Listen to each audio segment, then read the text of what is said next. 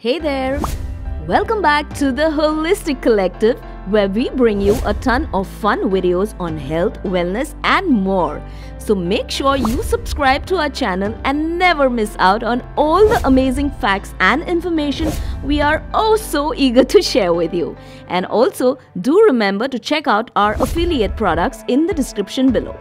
Today's video is for all you keto curious folks, and no, that isn't a word, I just coined it. But yes, keto curious would literally mean those who are curious about keto. Many people want to get onto the keto diet but do not know how to, and we will tell you exactly how to go about it. So without further ado, let's do the keto. Oops, looks like my singing mode has been switched on, but I shall not sing out the rest of the video. I shall talk, and I shall talk about how to start keto correctly for beginners. Sounds good? I thought so. So basically, what we're trying to do here is trying to switch from burning sugar fuel to fat fuel. Now there is one very important hormone in our body called insulin, which is the key factor in determining whether you will be burning fat or burning sugar. It means you gotta keep your insulin levels low to burn fat. Where the insulin level rises, your body will burn sugar. Now all you need to do to make that happen is just lower your carbs and eat less meals. Now remember, this is different from lowering your calories. If you do eat lesser meals, you surely will be lowering your calorie intake. However, that isn't what we are aiming for. You are allowed to eat larger portions, but the frequency of eating needs to be reduced. Now, many of you may wonder, why are we telling you to eat less frequently? Well, my darling viewers, that is because whenever you eat, your insulin is triggered. Every time you eat carbs, it just triggers your insulin big time. So the point here is to simply try and lower your insulin. Now let me tell you, the connection between the two is quite the thing. So now let's figure what you should be eating in that low carb meal. You can start with cutting down on sugar. I know it's not the easiest thing to cut on sugar, especially if you're like me who gets a sugar rush and enjoys every bit of it. But you gotta do what you gotta do. So now, when we say sugar, it means all kinds of sugar. That includes brown sugar, white sugar, honey, agave nectar, dates, and everything that is sugar. And if you still have sugar cravings, you can replace the regular sugar with what's called sugar alcohols. Erythritol is a good option for a keto-friendly sugar alcohol because it has a glycemic index of 0 and works well in both cooking and baking. Now, if you're someone who buys a lot of packaged food, then remember to always check the nutritional facts or calorie chart. The sugar content needs to be almost 0. And if it's not, then keep that packet back on the rack you picked it from and slowly walk away. Don't turn back, not even for that last glimpse. And don't walk right into the fruit section after that because you also want to avoid fruit. Though you're allowed a few berries, but just 3 of them, like raspberries, strawberries, and blackberries. You can have just a handful of these berries and not more. But remember, no other fruits. Apples are a big no. You also need to avoid having grains like wheat and wheat flour, or breads, pasta, cereal, or crackers made from the wheat flour. However, the relief here is the substitute, and it's a very yummy substitute because it is almond flour. Almond is a very interesting ingredient because it can be used to make a variety of things including brownies, cakes, cookies, bread, pizza crust, pancakes, and more. Another thing you need to avoid while on a keto diet is potatoes. Now, if you're a potato lover like me, I love them so much that I think God eats potatoes. Then worry not, there's a substitute for that too, cauliflower. There are a ton of cauliflower-based keto recipes which are not only good for you but also taste heavenly. And for all you pizza lovers, did you know a keto diet pizza has a pizza which has a cauliflower crust? How cool is that? What is even cooler is that you get to eat lots of colorful and yummy vegetables.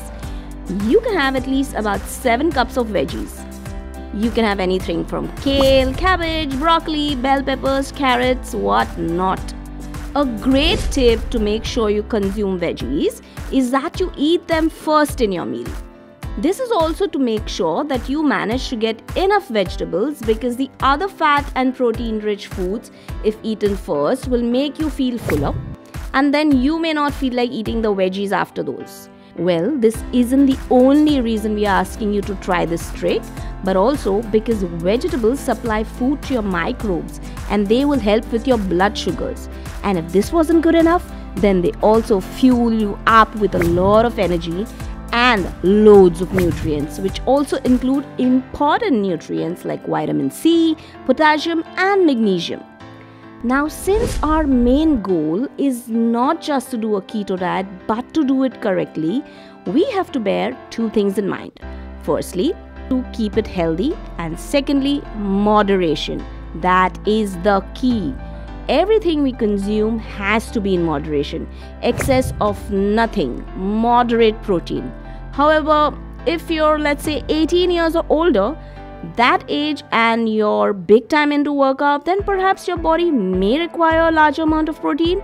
But even then, it is advisable to measure your protein intake. You can consume protein available in different types of meat, fish, chicken, seafood, eggs, cheese, nuts or nut butters too. The unique thing in a keto diet is that the protein ideally should not be of a lean meat or a low-fat protein. It should be a kind of protein that has a higher fat content.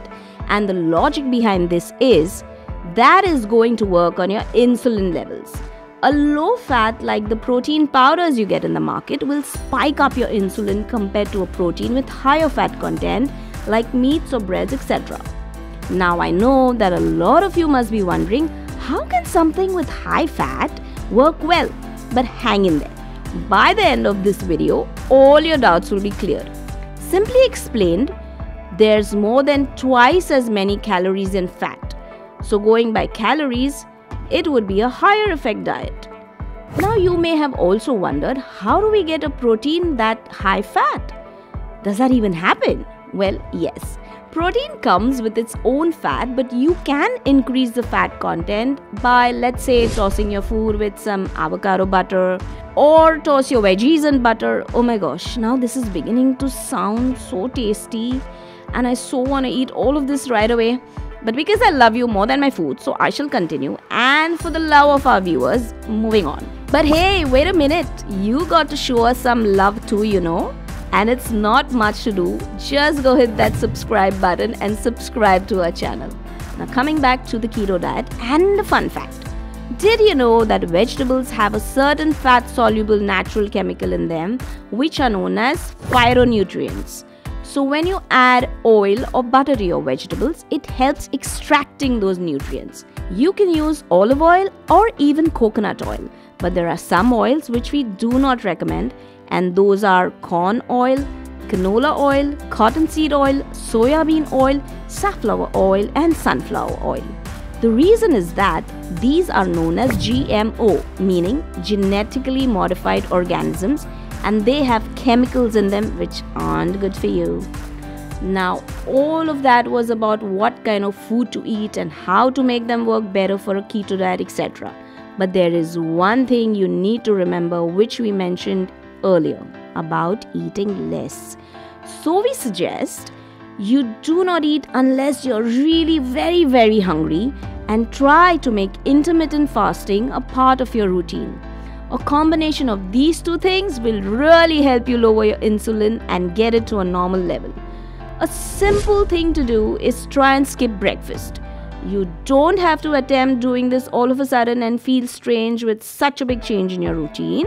So here's a simple and effective tip. Try to keep pushing your breakfast to a later time than usual. Every day, push the time further and soon you can skip breakfast altogether. For those who like to have coffee, then there's more good news. Have your coffee with a tablespoon of butter in it. Not only will you love the taste, but this also helps in forming what are known as ketones. This process is called ketosis, where you burn fat because ketones are a byproduct of burning fat. This can be therapeutic in nature for your brain and may help you feel better, especially with your cognitive function. Now, for those of you who do plan on skipping breakfast, there is a chance that around 8 a.m. your brain may tell you that you need to eat something. This may happen because around that time is when you have this hormonal shift. Your cortisol level may go up, so it's something like a hormonal shift which may increase your appetite. But don't panic and eat something. Keep calm and just ignore it the exact same way you do to your ex. It's funny how ignoring both these things can make it better for you. Another important thing is that you gotta remember, no snacking. Ouch, that literally hurt just to say it. And we know it's not gonna be easy, but we got that sorted for you. Of late, I've been hearing this word sorted so much that I'm beginning to believe everything can be sorted. So when you feel like snacking, just tune into the Holistic Collective and watch this video again. It will remind you of all the right things you have to do for yourself. And hey, if you do accomplish not snacking and maintain that 6-hour gap between meals and the 18-hour fasting, you are gonna thank us for all those awesome results. But yes, the key is to be consistent and disciplined.